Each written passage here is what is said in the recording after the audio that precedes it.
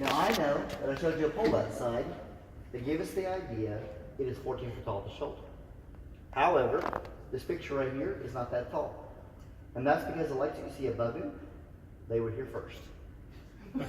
So he's a little bit shorter, they should be right there. Now if you look at the skin color for a moment, look at the tone, I need you to know that because it's a Columbian mammoth and not a woolly mammoth, we don't actually have any skin remains of a Columbian mammoth. It lived in a warmer climate, so none of these skin remains would have lasted over time. They went to the permafrost area and they found a woolly mammoth skin. They used that as a guideline to know what to use right here based on the region. The same thing goes for the head that you see and also those ears. Those are also remains that wouldn't last over time. But they gave him a small picture here for a reason. We know that the woolly mammoth is hair all over his body, right? And that makes sense to us because it's colder. But we have to remember that hair serves more than one purpose. It's not just about keeping you warm, it's also about self-protection. In Texas, that's a good idea. Now, whenever you look at this hairstyle like this on his back, what animal do you think about often? Buffalo. Buffalo, there you go. Now, that's because at the same time as the mammoth, we had buffalo. We look around today, we still have buffalo. And they have a very similar hairstyle on the back like this, right? But up here on top of the head though, that up there, everybody, is what I call artistic expression. Because I've never in my life seen a mammoth of any kind with a chili bowl haircut. That's what it is.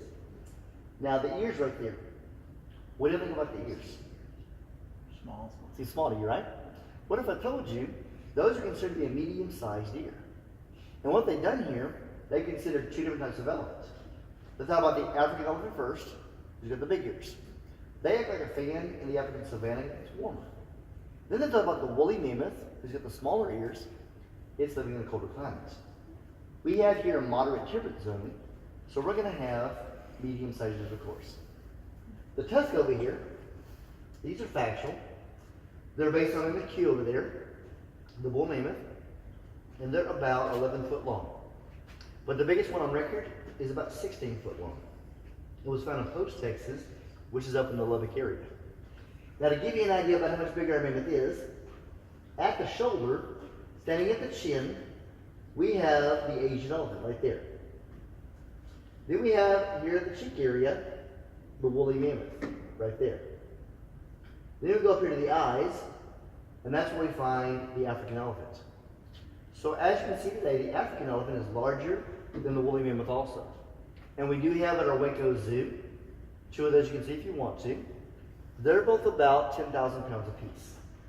But this guy right here is 20,000 pounds all by himself. In Texas, we call that 4 pickup trucks. The last thing I want you to see is the one weakness that he has, and that's his eyesight. We understand that he shows a trait with an Asian elephant today where he only sees shades of light. He doesn't actually see objects. But if you think about that for a moment, if you're 20,000 pounds and 14 foot tall, who cares? You knock over whatever you want to for that big. And that's the reason why, during the time period that they were here, we didn't have a lot of the trees you're seeing outside today. They would knock them over to get to the grass. Now these animals are extinct. The first thing we get back again are those trees outside. And that can help us understand how the land can change because of this big guy right here beside me. Okay, now that we know more about our mammoth, let's turn around over here and check out the site.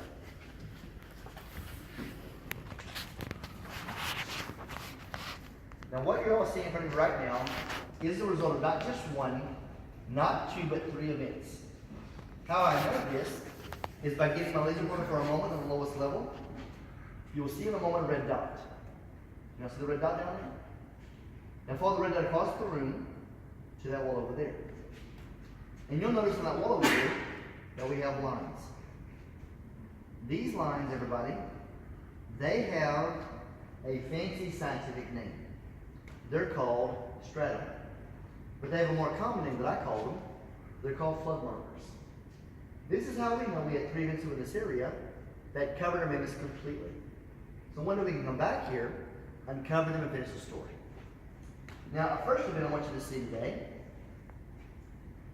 is everything on that lowest level. That happened about 65,000 years ago. Now what you're seeing today is only part of the event. It actually got it started south of the bridge.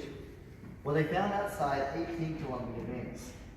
And when they found them out there, they found the females or the moms bogged down correctly outside. They were getting bogged down more and more as the water of the soil was covered with mud.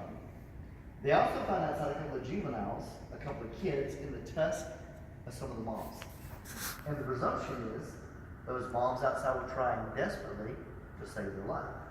That's what the mothers do. Now the boys are a different story. But we'll talk about them in a few moments, okay? Now as part number one comes from outside to this room, the next thing I want you to focus on is maybe P right there. That's a juvenile.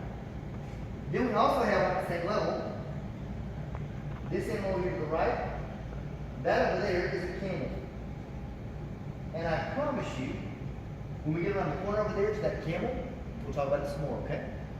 But for right now, I want to end our first presentation of 65,000 years ago with juvenile.